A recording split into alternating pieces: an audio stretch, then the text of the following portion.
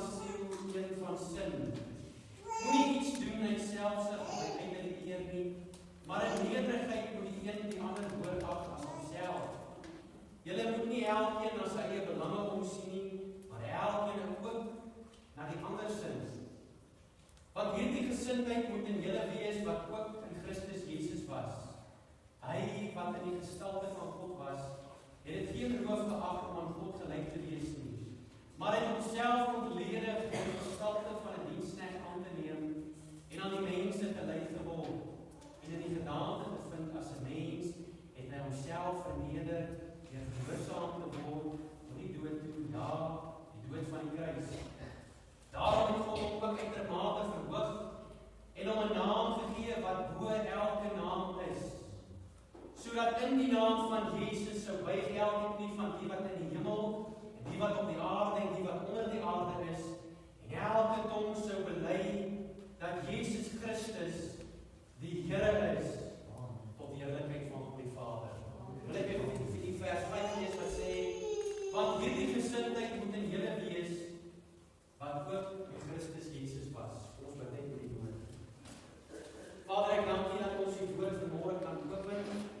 Here, terwyl ons so lekker sing en ons juist gesing, hierdie geslag moet erken dat U regeer. Here, ek bid so dat hierdie gemeente van ons vandag deel sal wees van 'n groepie mense reg oor die wêreld wat U aanbid, wat aan U die eer en aan U gee, want U alleen kom dit toe. Maar ek bid so vanmôre, Here, dat U die goddelike doel sal bereik en dat U verhef en verheerlik sal word. En Vader, dat ons so vandag die gesindheid van Christus ook so sal aanneem.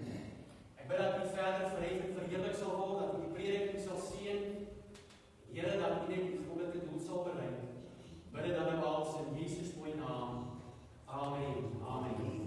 Nou die afgelope tyd op sosiale media was daar verskillende uitvoerende hoofde, CEO's van maatskappye wat in die moeilikheid is. Onder andere die een wat by 'n Coldplay show was, wat hulle uitgevang is, omdat hy 'n buiteegtelike verhouding het. Maar toe die land daarna nie gebeur het, tydens die Amerikaanse Open tennistoernooi, is daar 'n tennisspeler wat gaan en hy teken hoede en hy maak regtig nou vir van die mense die gehoor te gee. En so gebeur het dat hy bied die hoed aan vir 'n jong seun en langs hom staan daar 'n volwasse man en hy gryp die hoed uit die kind se hand uit en hy vat hom vir homself. En nou natuurlik gebeur dit dat hierdie gebeurtenis word nou afgeneem en so word dit nou op sosiale media versprei en almal sê toe ons moet hierdie ou famous maak, ons moet nou vir almal wys wie hy regtig is. En so gebeur dit dat hierdie ou toe gaan en hy homself regverdig deur te sê, first come, first serve. It is just a habit. If the kid was faster than me, he would have gotten it. En eintlik kom dit daarop neer dat hierdie man gaan en hy maak sy gesindheid, sy attitude bekend oor hoe hy ingestel is vir dinge in die lewe. En die realiteit van die saak is dat ons almal wat hierso sit, wat hoewel ons kinders van God is en ons is nie van hierdie wêreld nie, maar ons is in hierdie wêreld, is daar sekere verwagtinge van ons dat ons op 'n sekere manier moet optree en sekere dinge moet doen. Nie noodwendig in lyn met God se woord nie, maar wat die kultuur van ons vereis. En die kultuur sê juis first come, first serve. As jy nie eerste is nie, dan het jy verloor. As jy nie voor in die ry staan nie, dan is jy die eerste verloorder. En so kom dit daarop neer dat hierdie gees of hierdie ingesteldheid van kompetisie is wat van ons verwag word. Wanneer daar 'n gewoonlik verhoging of promosie in die werksplek is, dan kompeteer kollegas met mekaar wat net 'n paar weke terug saam gebraai het en dalk saam gaan jag het en sosiale gebeurtenisse gedoen het, en nou skielik kompeteer hulle vir dieselfde pos. En nou gaan dit oor survival of the fittest. Hoe kan ek vir die ander persoon se naam swart smeer dat ek daardie aanstelling kan kry? Nou hierdie ingesteldheid is juis wat die kultuur van ons verwag en hoe die dinamika van die samelewing ons dwing. Maar die hartseer ding van dit alles is dat hierdie ingesteldheid vind onsself op baie plekke. Bevind onsself in die sakewêreld, besigheid, waar jy taaf moet wees, en as jy nie taaf is nie, dan loop almal oor jou en hulle maak misbruik van jou goedheid. Jy bevind dit in sport, bevind dit ook so in politiek, ons daar nou onlangs gesien het, wat in Amerika aan die gang is.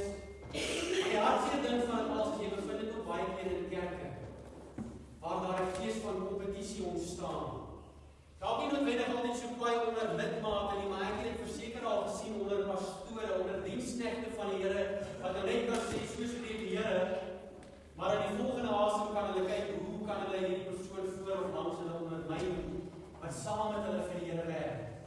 Maar weet jy wat is die realiteit? Ons sien dit gewoonlik op die sportveld, ons sien dit gewoonlik in besigheid en ook so in kerke, maar daardie gesindheid het 'n wortel en dit is gewoonlik in die huishouding. Dit is gewoonlik daar waar hy ontstaan en waar hy voorskyn kom. Nou God se koninkryk werk anderster as wat hierdie ingesteldheid is wat ek onlangs nie bedien. Hy werk anderster om. God se koninkryk, as jy groot wil wees, dan moet jy jouself klein maak. As jy eerste wil wees, dan moet jy eerstens laaste wees, voordat jy eerste kan wees. As jy in die voorste rye wil sit, dan moet jy aanvanklik agterkant sit, dat jy genooi word om vorentoe te kom, praat ek op die waarheid. En dit is juist hoe God se koninkryk werk. Hy werk anderster om, as wat die dinamika of wat die ingesteldheid is van hierdie kultuur. Maar vir daai rede wil Paulus sê, ons as gelowiges moet 'n sekere ingesteldheid hê, 'n sekere mindset. En dit is die van die Here Jesus. Die voorbeeld wat hy vir ons gestel het. En dit is om nederig te wees. Sê die nederig. Sê die vriend persoon langs jou, jy moet nederig wees. Paulus vertaal die belangrikheid van eenheid in die gemeente, en nie net omdat hy 'n kerkleier was nie, maar omdat hy weet dat eenheid is vir God belangrik. Eenheid is vir die Here belangrik en baie maal gebeur dat daar verdeeldheid ontstaan, maar eenheid is vir God belangrik. Daar's 'n gesegde wat sê een drag maak mag, maar twee drag breek krag. En die rede hoekom dit vir God belangrik is, voordat die Here Jesus sy lewe vir ons aflei deur te sterwe aan die kruis, bid hy 6 maal in Johannes 17 en hy vra vir die Vader, wat hy en die Vader een is, dat sy disippels ook so een sal wees met mekaar. Dat hulle een van sin en een van gesindheid sal wees, dat hulle dieselfde denkwyse sal hê, dieselfde sal voel oor dinge wat belangrik en noodsaaklik is. Maar Jesus gaan en hy maak 'n stelling in sy gebed, in sy gebed deur te sê, dat as sy disippels onder mekaar eenheid gaan hê, dan sal die wêreld weet dat die Vader hom gestuur het. Weet jy wat is een van die hoofredes hoekom mense nie in Jesus glo nie? Dis wees die verbeeldheid wat daar in kerk en kerkgenootskap is. Nou ek sê nie ons moet kompromieer wat ons teologiese standpunte betref nie, maar baie maal gebeur dat mense verskil oor, moet ons iemand nou 3 maal onderhou kom, of is dit nou 1 maal wat iemand onderhou moet word? Moet ons sit by die gesang of moet ons staan? Moet ons 1 maal 'n maand nagmaal hou of is dit 1 maal in 'n kwartaal? En jy sien ons het baie maal goed is wat nie net die hoofsaak is nie, maar ons maak dit die hoofsaak. En dan ontstaan daar verdeeldheid.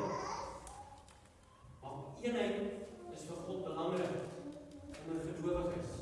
En wil ek dit sê, liewe broer en suster, voordat daar eenheid hierso vir ons kan wees as 'n geloofsfamilie, moet daar ten eerstens eenheid in jou huishouding wees. As daar nie eenheid in jou huis is nie, dan kan jy nie eenheid hierso ervaar saam met jou broers en susters nie. Want daar gaan iets wees in jou gees en jou gemoed wat jou ontwrig, wat by die huis verkeerd is, en dit gaan jou ook hierso kom staan en klaar. Ek gaan nou nie vir julle vra wie vanoggend 'n geveg gehad voor die diens, maar met wie het dit al gebeur dat op 'n Sondagmôre voor die kerk toe gaan, dan is die honde los. En dan voel daar 'n kleiery plaas. Weet jy waarvan ek praat? En dan wanneer jy gewoonlik dat jy die kerk toe kom, dan maak dit nie saak of die beste orkes musiek maak en of daar op die mooiste manier gesing word, die een kry dit nie reg om saam te sing. Wie weet waarvan ek praat? Die pastoor kan daar gaan en hy kan sy heel beste preek bring wat maak dat mense lang trane huil en uitkniel en harte gee vir die Here, maar omdat daar verdeeldheid in jou hart is, luister jy nie reg na wat daar gesê is nie. Weet jy nog steeds waarvan ek praat?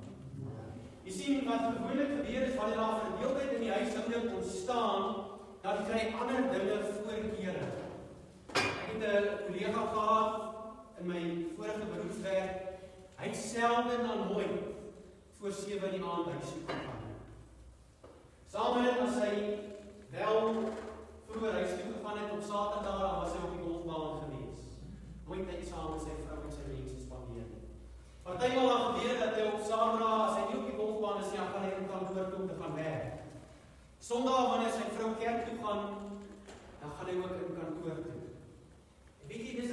beteken dat daar verdeeldheid in die huishouding is. Want alles anders te kry meer daar oor dit as om net saam met jou eie mense te spandeer en so eensgesind te kan wees. Sê amen daar. Maak dit sin wat ek vir julle sê. Prys die Here. So eenheid is vir God belangrik. Daar's baie dinge in die lewe wat verdeeldheid veroorsaak. Maar die skrif in hierdie gedeelte wat ons gelees het is baie duidelik wat die oorsake is. Selfsug en ydelike eer. Selfsug en ydelike eer is twee van die dinge wat die groot oorsaak is. Weet jy wat is ook 'n ander ding en ek wil dit net so vinnig in die verbygang noem. Dwaalleringe. Dwaalleringe. Soos wanneer iemand sê die Here Jesus gaan definitief hierdie week kom. En dit bring skeuring in die liggaam van Christus, want aan die een kant word ek sê ja, hy gaan kom en aan die ander kant word ek sê nee, hy gaan nie kom nie. So wie staan nou reg? Daarom moet ons as gelowiges juis versigtig wees met dwaalleringe, want dit is juis dit wat verdeeldheid ook so bring in die liggaam van Christus. Maar juis na aanleiding van hierdie teks sê dat selfsug en ydelike eer is twee van die hoofredes hoekom daar verdeeldheid kan ontstaan. Iemand wat natuurlik selfsugtig is net gepla oor hulle eie belange. Gewoonlik as jy vir hulle vra om jou iets te doen, dan sal hulle vir jou antwoord en vir jou vra, what's in it for me? Wat is 'n voordeel gaan ek hier uit kry deur dit te doen? En die week was ek by 'n vergadering gewees van 'n organisasie hier in die dorp en daar word dus 'n paar dinge gesê en ek merk toe dinge op van die instansie wat vir my sê daar's 'n vol kultuur aan die gang. Maar onder andere word daar toe gesê dat mense moenie sê hierdie is nie my werk nie. Want dit is gewoonlik die gesindheid, die ingesteldheid om te sê, what's in it for me? Wat 'n voordeel gaan ek hieruit kry? Maar dan die ander ding, elkeen van ons as mens wil tog graag baie belangrik wees. Wil belangrik voel. Jy wil seker maak dat as jy inkom, dalk nie noodwendig kerk nie, maar wanneer jy dorp toe gaan, dat jy jou mooiste paar tekkies aan het. Mense dit daar net kan raak sien en jy voel hulle af wat jy kan uitlig. As jy nou nie jou mooiste paar tekkies het nie en jy raak nou onlangs jou kursus voltooi deur die universiteit, dan begin jy nou met 'n ander stem toon. En jy statusbewus. En as iemand jou aanspreek, dan moet hy jou in die oë kyk en hy moet jou gereeld op jou naam noem. En hy moet vir jou naam jy sê want jy wil dit so graag by jy wil net so belangrik voel. Ek weet nie of julle daar ervaar het, maar partymal is daar 'n sleutel om mense te kry om iets te doen. En dit is nie noodwendig om hulle geld aan te bied nie, maar hulle net belangrik voel en dan doen hulle dit. Nou leer ek julle nou so 'n bietjie van so 'n kinders. Maar is dit ons menslike natuur om belangrik te wil wees en belangrik te wil voel? Maar partymal gebeur dat juis in hierdie kompetisiegees wat ons het, dat ons eintlik soek na ydelike eer. Wanneer die Bybel praat van ydelike eer, dan is dit letterlik leë glorie. Dis dinge wat nie saak maak nie. Dit mag dalk nou in die oomblik vir jou belangrik wees, maar môre of oormôre gaan dit nie saak maak nie. En dit is baie maal wat met ons as mense gebeur, ons is so met ons eie dinge besig, of ons wil so graag belangrik wees, en dit maak dat mense verdeeld raak met mekaar. Net wat ek vir jou vertel van iemand in ons kerk baie jare terug, hulle het 'n praise and worship diens gehad en die welkom omgewing en so gebeur dat ek selfs kom met hulle na die tyd. En ek mense van my ons groep en ek loop die geselskap van en ek is nie iemand wat opwekend baie praat nie. So ek het nou al sekere tegnieke geleer om die geselskap aan die gang te hou, maar dit was nie nodig geweest om dit te doen nie. Hulle het sommer net met myself aan die praat. En toe ek daar wegstap, dink ek by myself, ek het eintlik 'n verkeerde persepsie oor hierdie mense gehad, want ek dink hulle is seker oulike mense, terwyl hierdie geselskap nou net oor hulle gegaan het. Derdens was daar net 'n bietjie, jy weet, dit word teruggegooi my kant toe om net bietjie my ook belangrik te laat voel, jy weet. En so het ek verlang gedink dat hierdie mense is eintlik aardige persone, want hulle is net so selfgesentreerd, dat toe ek dit daar onlangs weer raak, en kom ek agter dat hulle is daar nie meer sien met die prys hier. Maar baie maal gebeur dat wanneer jy met iemand te doen kry wat net so oor hulle self praat, en al wegstap en sê, ja, ek voel net hoe veel doen hierdie mense in die geval. Weet jy of jy dit dalk soms so voel nie? Maar is hierdie ingesteldheid wat veral huise, maar ook so in kerke verdeeldheid bring. Net wat ek vir julle op hierdie vir jou noem, gesels onlangs met iemand en hulle vertel van 'n gemeente en die mense so kwai beklei, kerkmense nou, dat die bloed het begin te loop. Dat kinders van die Here het mekaar letterlik begin om te slaan. En ek sê, waar is dit, waar het gebeur nie, maar hulle sê dit letterlik beklei dat die bloed begin te loop het. En dit is juist die probleem wat ons baie moet ervaar, maar hoe spreek ons dit aan? Jy sien, Paulus gaan en hy maak nie 'n voorstel vir ons net sê, jy weet, miskien moet jy so maak, miskien moet jy so maak. Hy gee 'n opdrag. Deur juist te sê, moenie iets doen uit selfsug of enkele eer nie. Maar in nederigheid moet jy gaan en die ander hoër ag as jouself. En dan sê hy ook so verder dat jy moet nie elkeen na sy eie belange omsien nie, maar ook so na ander se belange. So nie net na jouself om kyk nie, maar kyk ook na ander mense. Maar hy gee jy so opdrag om te sê, moenie iets selfsug of eie eer doen nie. Alles wat ons doen moet juist in nederigheid en 'n onselfsugtige ingesteldheid, onselfsugtige houding wees. Nie vra wat's in dit vir my nie, maar net vra, hoe kan ek jou help? Hoe kan ek jou dien? Wat is daar wat ek vir jou kan doen as my medemens? Plek dat ons na ons eie belange omsien, ook so ons medemens in gedagte hou. Hoor nou, hy sê ook so dat ons medemens in gedagte hou. So ja, jy moet na jouself omsien en jy moet vir jouself belangrik ag, maar kyk ook so na jou medemens, want op so 'n wyse kan ons dan die eenheid kan hou en ook so bouend bly. Paulus gaan in hierdie gedeelte en hy weeg eintlik twee dinge op teenoor mekaar. Aan die een kant het ons grootmanskap en aan die ander kant is daar nederigheid. En dit is vir my baie hartseer, baie maal onder kinders van die Here wanneer daar grootmanskap inkry. Ek het onlangs net vir vertel, ek het 'n advertensie op Facebook gesien van 'n gemeente in Klerksdorp waar 'n pastoor gaan en hy sê, kom na die beste gemeente toe. En toe ek die advertensie sien, toe weet ek natuurlik wat is sy bedoeling daarmee om te sê, jy weet, in hulle gemeente gaan jy goeie gemeenskap ervaar en die bidding van wonderlik wees en die prediking van die woord is daar goed ensovoorts. Maar met nie wat hy sê, kom na die beste gemeente toe, onmiddellik ontstaan daar iets in my binneste wat vra, wat is dit wat die hele gemeente beter maak as ons? Ons is immers almal deel van dieselfde span. Die Bybel sê dat ons is een liggaam met baie lede afsonderlik. So net so wat daar lede is in die AGS kerk en daar lede is in die volle evangelie kerk en ook so in van die gereformeerde kerke wat wedergebore is, kom dit daarop neer dat ons is deel van die liggaam van Christus en niemand van ons is beter as ander nie. Nou van Paulus juist en hy weer grootmanskap op met nederigheid. Amerikaanse prediker sê op die stadium, when men get big, God becomes small. Wanneer mense groot word, dan word God klein. Jy sien, wanneer dit juist gaan oor die eie ek, dan skryf ons baie maal die Here Jesus in kant toe. En dan het ons hom nie meer so groot nodig so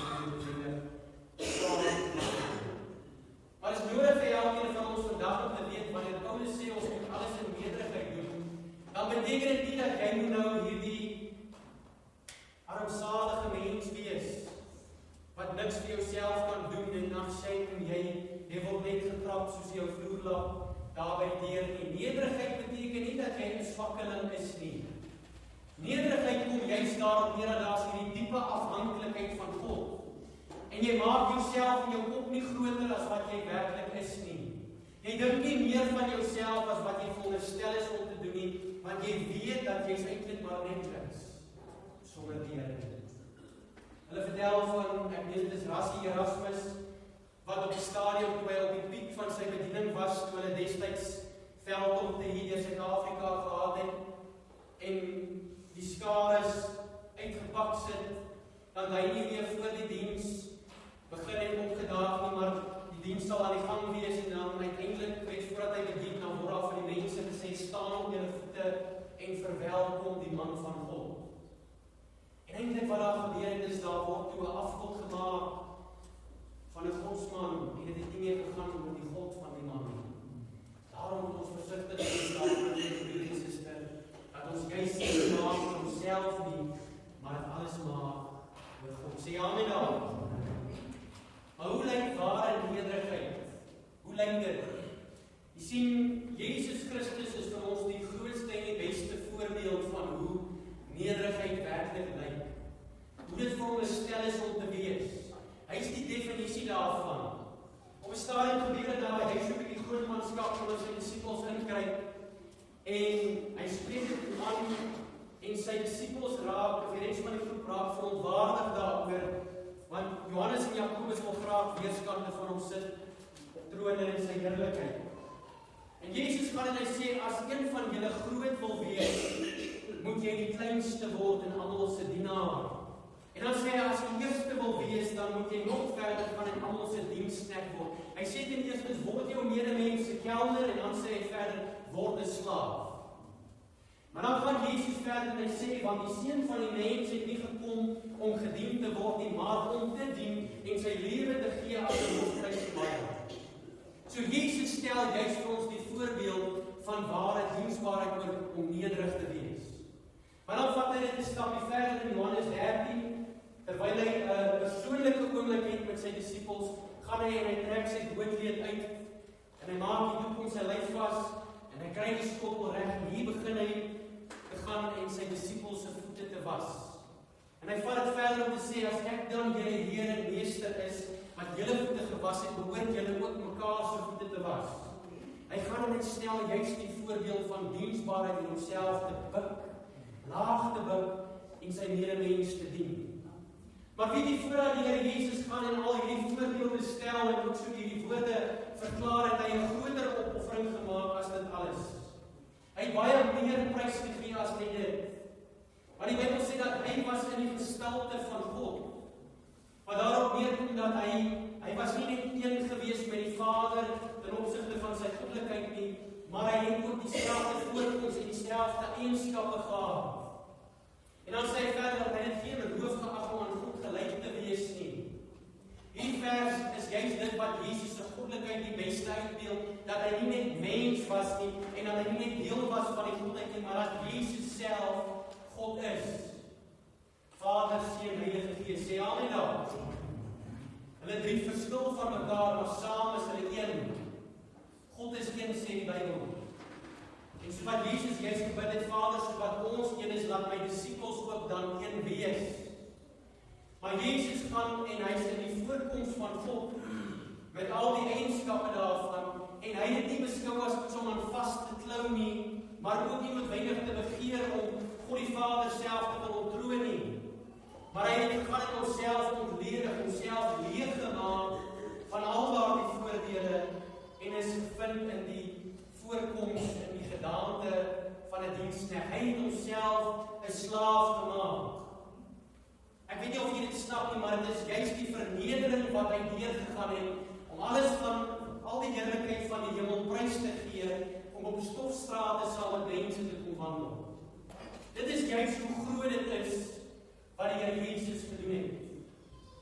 Maar die werklikheid van die saak is, hoewel hy al hierdie goedes prys gegee het, hy nooit sy goddelike eienskap verloor nie. Hy het net die voordeel daarvan vir daai tyd op sy gesit. Hulle vertel van 'n paar jaar terug, ek weet van die Britse monargie, ek weet nie of was dit Charles of Harry gewees, en hy het gegaan en vir 'n aand het hy soos die boemelaars op straat geslaap.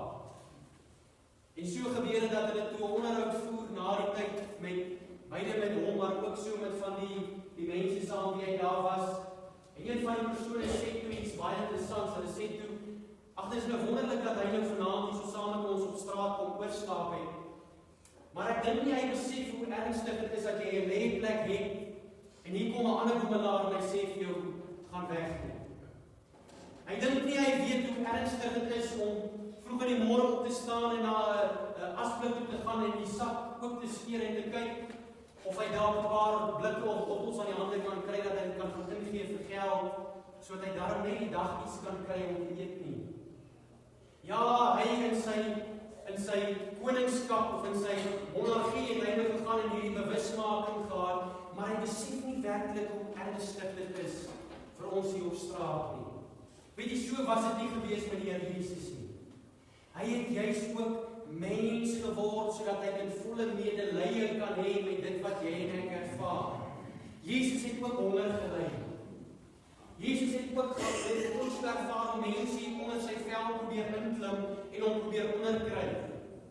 Jesus het ook teleurgestel geraak. En mense wat gesê het, Here, ek sal U volg, maar laat my net eers toe om tog besigheid af te gaan handel. Jesus het ook hartseer geword toe hy gekom het by die graf van sy vriend Lazarus. Jy sien, hy het in volle ervaar dit wat jy en ek baie maal beleef. Want hy het 'n volle mens geword. Maar hy was nog steeds in volle God. Sê amen daar. En so het hy verder gegaan. En was hy gehoorsaam gewees tot die dood, ja, die dood van die kruis. Maar weet jy, sy grootste toets hier op aarde het gekom, die oomblikke voordat hy gevange geneem word, en hy bevind homself in die tuin en hy bid, Vader, as dit U wil is, mag hierdie beker by my verbygaan. Nogmaals, nie my wil nie, maar U wil. Nie soos wat ek wil hê moet wees nie, Here, maar mag dit wees soos wat U wil hê. Maar as dit U wil is, laat hierdie beker by my verbygaan. Jy sien, op daardie oomblik het hy geweet dat hy juist die beker van God se grimmigheid gaan moet drink. Maar hy het ook geweet dat hy gaan nie net gaan en ons elkeen wat vandag hier sit, so 'n preding op hom neem nie, hy gaan dit juist word. Want die Bybel sê dat God het hom wat geen sonde geken het nie, vir ons sonde gemaak, sodat ons kan word die geregtigheid van God. So Jesus het nie net gegaan en al ons sondes en ongeregtighede op hom geneem nie, maar op daardie oomblik het hy die rower geword. Op daardie oomblik het hy die dief geword. Op daardie oomblik het hy die leenaar geword. Daardie oomblik het hy jy en ek geword, sodat wanneer die Vader gaan en hy na jou en my kyk, dan sien hy sy seun Jesus. Maar wanneer hy na Jesus kyk wie volmaak en perfek is, dan sien hy ons. En so gebeur dit dat ons het sy geregtigheid hierdie wyse ontvang.